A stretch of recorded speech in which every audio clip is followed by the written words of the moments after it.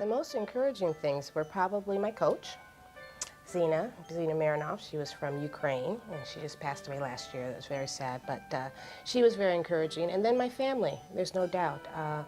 Starting in a sport of rhythmic gymnastics, which was very new at the time when I started and not well known, and no college scholarships, no professional avenues. My parents, you know, they supported me even though this is what I chose to do, as opposed to tennis or golf or something, basketball. Basketball wasn't going to work out. It was too short. That wasn't even part of it. But it was really encouragement from their family and from my community. I grew up in Detroit, Michigan, and at a very supportive community also, the city and the school system. So I think all of those together maintained my sanity, because it was kind of tough traveling the world and being the only black oftentimes on the national team or international meets. So that was my big support system. I would say one of the most challenging events was making the national team. It was back in 1983. And there's a routine called the group routine, synchronized routine. At the time we have 6 girls.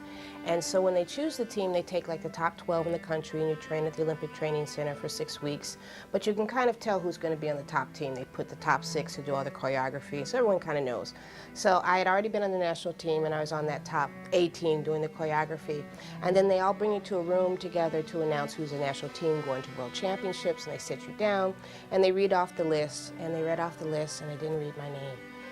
I was shocked, but also all my teammates were shocked. My coach was very upset, and everyone was just, you know, how come Wendy's not on the team this year? Everyone just assumed that it would happen. And the coach was just like, you know, Wendy, because all the coaches were from Russia at the time, what are we going to do with you? You know, you stand out. It's like, well, what do you expect me to do? I mean, I can't do anything about that. So at the time it was a really challenging point, and I was very, very upset. But talked to my parents, and they said, well, you just have to sit down and write a letter to USA Gymnastics and explain the situation. And I'm like, okay, but that's what I did. And USA Gymnastics changed it. They said you have to go by rank order. And so they took the top 6 in the country to the World Championships, and it was shocking to me because I just absolutely didn't expect it, that this could happen at this time. This is the early 80s. I was really taken aback, but it also was a defining moment for me that sometimes you really have to stop just being an athlete and take the time to really fight for your rights. And it was a pretty defining moment because I think it led me on the road of being an advocate. And just instead of just being an athlete, to realize sometimes you just have to fight for what you have to do. So that made a big difference. The one good thing that sports always gives you is that you should always achieve to be your best. So you can never let go of that lesson for whatever you're trying to do. When you go into the workforce, when you're going to school, you just always have to be on your toes, and you have to realize that it's even though society is changing, it's slow, and we can see, especially in the environment now, with the political environment, and I think a lot of things are going to be coming up in the next few months, that we've gone a long way, but we still have a long way to go.